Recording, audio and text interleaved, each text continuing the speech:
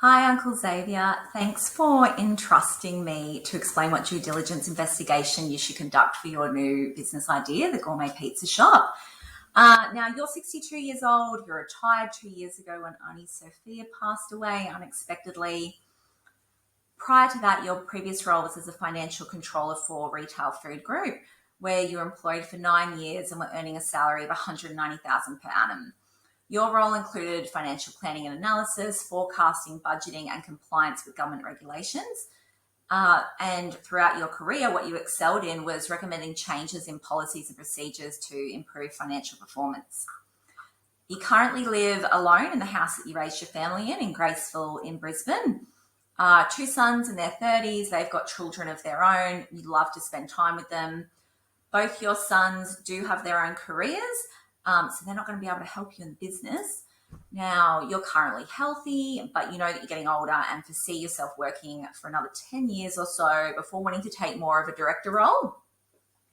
And ideally, you'd like to establish your business in your local area or surrounding suburbs.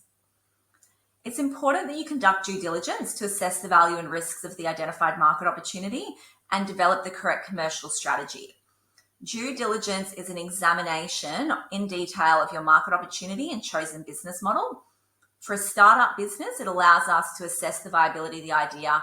And in the case of buying an existing business or franchise, it helps us make sure that what we think we're buying is what we're actually buying and it's actually worth what we're planning on paying for it.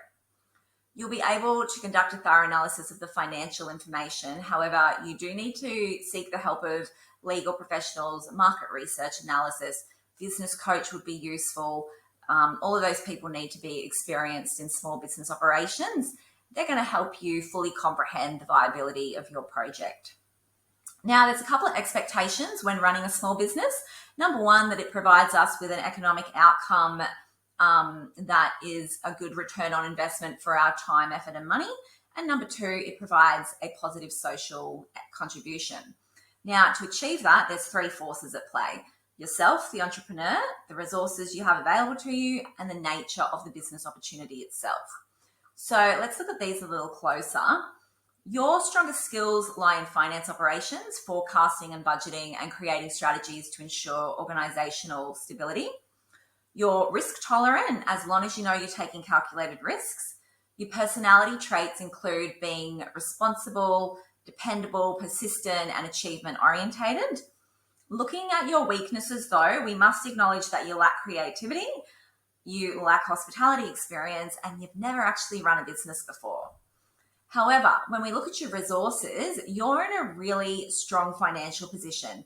You've got considerable net worth, which consists of your family home, 1.3 mil, savings, 487,000, life insurance policy paid out, 880,000, superannuation, 637,000. So that's a total net worth of 3.3 million. So very good.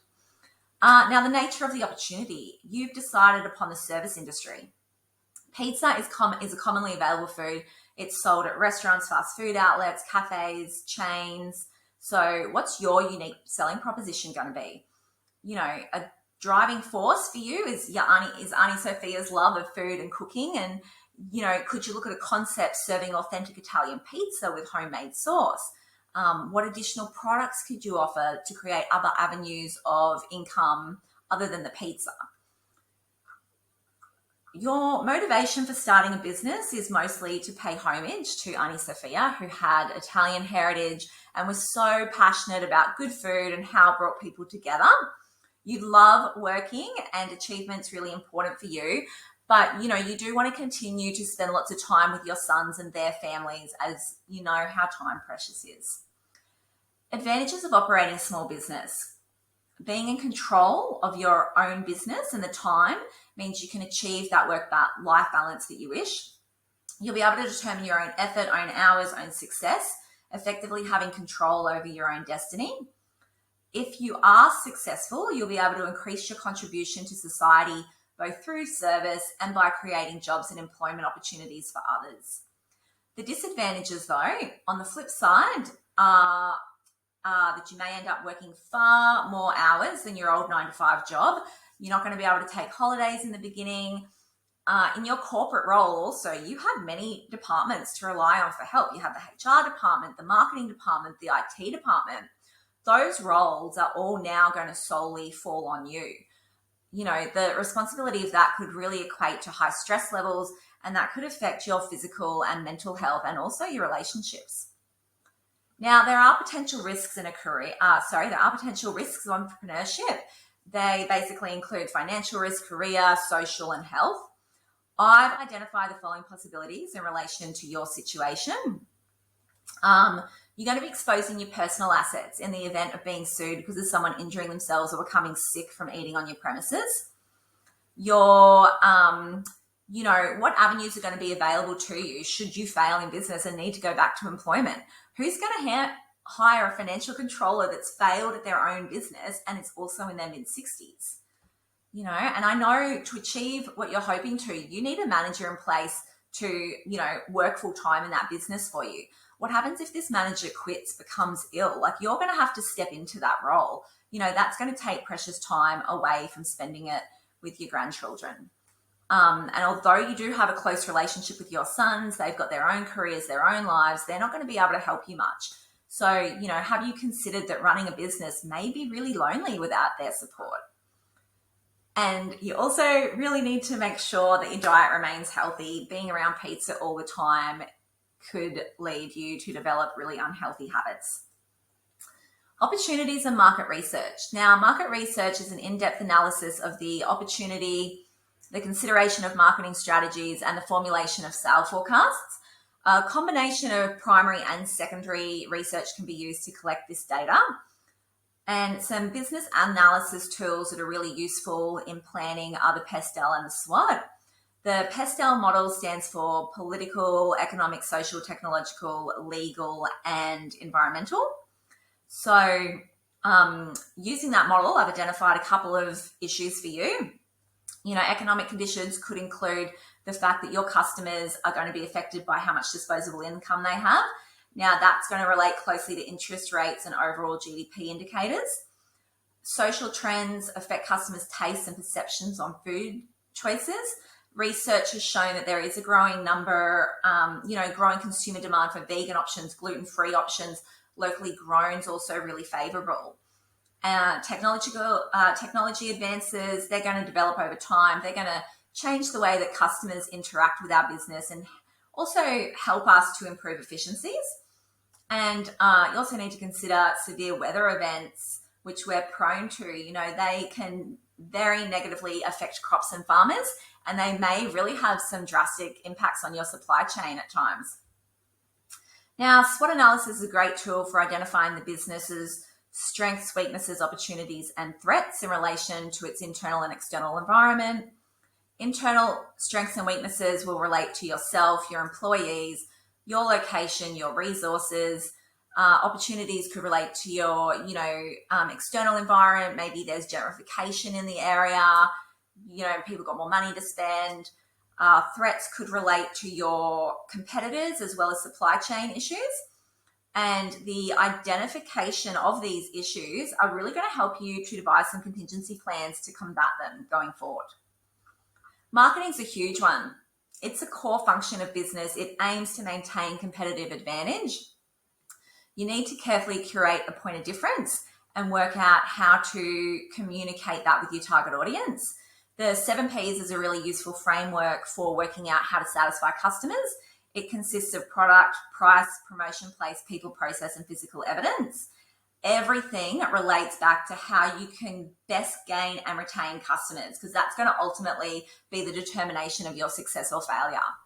Today's customers expect to be in contact 24/7 with businesses via their choice of medium.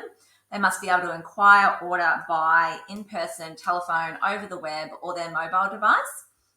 There's also social media addicts. So you need to make sure that your omni-channel strategy across your website and social media is engaging and conveys a really strong brand presence. There's a few options for going into business, buy an existing, enter a franchise, or start a new business. So let's have a look at those. Now, starting a new business means that you're going to have full strategic and creative control over your idea. It could, however, take a long time to refine this. However, keep in mind that establishing a pizza venue will dictate also considerable outlay for kitchen equipment and a lease, and you're going to have to source your own suppliers and try and test them. You know, it's going to be a while before you can possibly draw a wage yourself from the business. With purchasing an existing business or a franchise, you can conduct due diligence on existing products, existing customers, and the demand in the targeted region. You can assess financial records to determine the turnover and profitability of the business and often take an immediate income. Established businesses allow you to trade immediately as they have the established customer base. However, you may inherit unfamiliar or ineffective operating procedures, and you may be paying for goodwill that you don't really need. Franchises. The advantages of buying into a franchise are that you are securing an established brand for a product or service, along with obtaining proven systems and processes that enhance operations. You must be compliant toward the franchise in terms of uniforms to wear, products to sell, and the way you handle customer service issues. There are also several relevant documents, which can include disclosure documents, franchising agreements, and franchising code of conduct manuals. Professional legal advice really needs to be sought so that you understand all of that. Now, because going into business for you is more of a personal and lifestyle reason than financial reasons, I ruled out the franchise model. I just thought, you know, it's going to feel too similar to having a corporate role. You know, you want autonomy over your life. So, I also thought that customer expectations of a gourmet pizza shop include a venue that might be more unique, character styled, adaptable to their requests.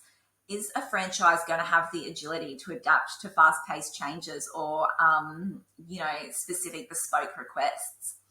I've also ruled out starting a business from scratch. It was just way too labor intensive for your situation.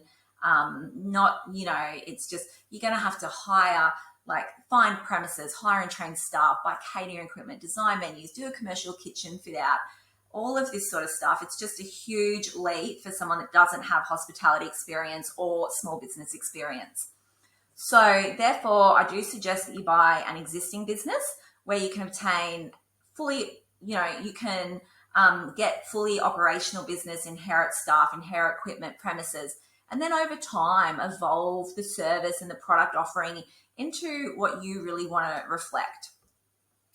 Based on Ani Sophia's legacy and research surrounding consumer trends, which do show a growing demand for more ethically sourced food and locally grown options, I thought maybe you could perhaps create a USP focused on thoughtful food. You'll be able to apply your skills in the fast food industry to improving financial targets and processes, and should outsource marketing efforts to a professional company. You can financially plan to have a manager run the business full time, so you can take on a part-time role. And then when you're ready, you can step back. You can offer the manager or the chef a stake in the business, or you can sell. So need to consider a few legal items. You can set your business up as sole trade, a partnership, company, or trust. I'm going to predict that your accountant will suggest a company structure where the tax rate is capped at 30%. That will also give you the flexibility to take on new investors, reduce the level of personal liability, and provide you with a range of government grants and incentives. Taxation law must be understood and met, though, so that you do provide the correct remuneration to employees. You need to also consider your intellectual property rights. You need to have a business that's registered, trademarked. If you're going to use Ani Sophia's secret sauce, you need to make that a trade secret. You're also going to need to comply with food safety regulations, including the Queensland food safety legislation, liquor licensing, and workplace health and safety laws. A food business license from your local council is also needed, and you're going to have to adhere to the suitability of the premises checklist that comes along with that. Three most unpopular ways to fund a business are debt financing, equity financing, and family and friends. However, you're in the great position where you can fund your own business on existing capital. So based on research on Seek Business, you should expect to pay anywhere from $150,000 to $180,000 for the type of business that you're after.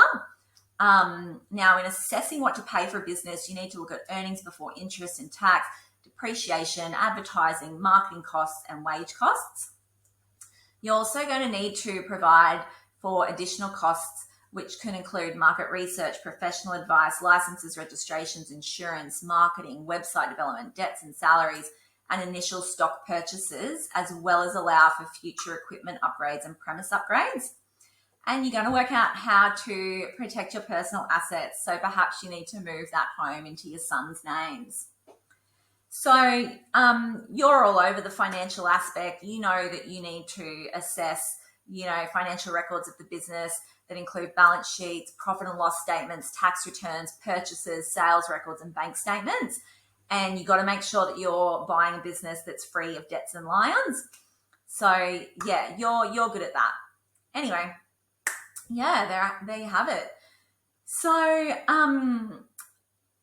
Uncle Xavier spent the next 5 months conducting market research and canvassing local businesses he considered worthy of buying. Eventually, he secured a venue in the suburb of Corinda for $165,000 and allocated another $125,000 to upgrades. The business is a hybrid model between a takeaway and a cafe where patrons purchase and receive their orders over the counter, but they can dine in at picnic tables. Uncle Xavier incorporated many of Auntie Sophia's recipes into the product offering and hired an interior designer to update the decor to reflect the traditional Italian trattoria. He has established a regular client base and enjoys his work-life balance. Thank you.